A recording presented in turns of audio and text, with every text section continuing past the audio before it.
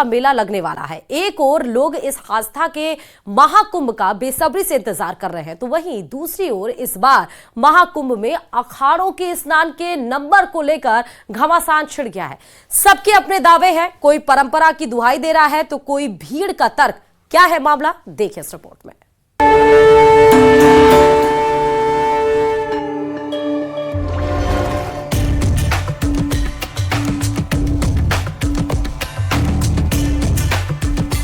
संगम की धरती पर 13 जनवरी 2025 से महाकुंभ का आगाज होने जा रहा है और इस महाकुंभ में अखाड़ों के स्नान के क्रम को लेकर इस बार बड़ा बखेड़ा खड़ा हो सकता है। परंपरा के मुताबिक प्रयागराज में होने वाले कुंभ और महाकुंभ में श्री पंचायती अखाड़ा महानिर्वाणी सबसे पहले शाही स्नान करता आया है, लेकिन इस बार महाकुंभ में अखाड़ों के शाही स्नान के क्रम में बदलाव की तैयारी की जा रही है। जूना अखाड़े को सबसे पहले शाही का मौका दिए जाने की बात चल रही है और इसके पीछे अखाड़ा परिषद अध्यक्ष महंत रविंद्र पुरी की अपनी दलील है।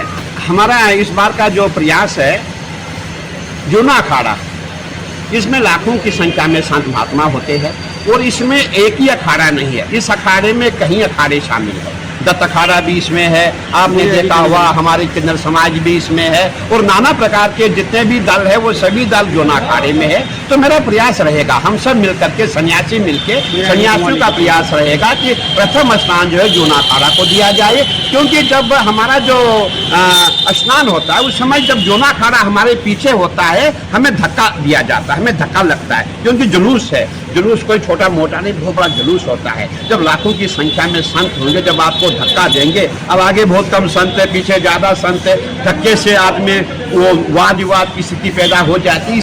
तो वहीं शाही स्नान का क्रम बदले जाने की बात पर श्री पंचायती अखाड़ा महानिर्वाणी के सचिव महंत यमुनापुरी ने विरोध किया।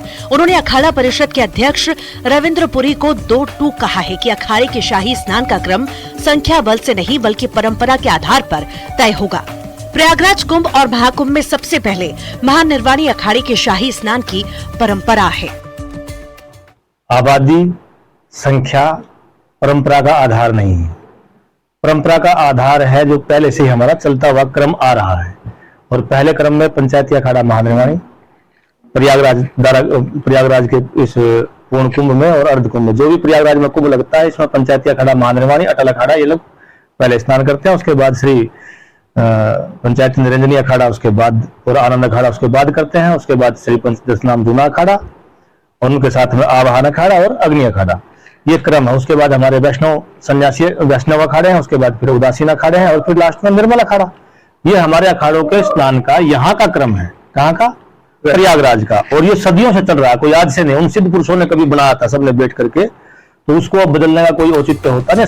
बहरहाल अखिल भारतीय अखाड़ा परिषद के अध्यक्ष महंत रविंद्र पुरी ने भले ही ये दलील दे दी हो कि व्यवस्था की वजह से शाही स्नान के क्रम में बदलाव किया जा रहा है, लेकिन इसके पीछे एक बड़ी वजह ये भी मानी जा रही है कि अखाड़ा परिषद दो फाड़ हो चुका है।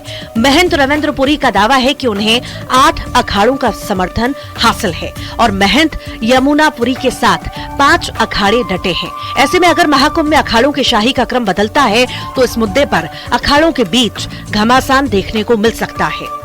सर्वेश दुबे, न्यूज़ 18 प्रयागराज। रामलीला का मंच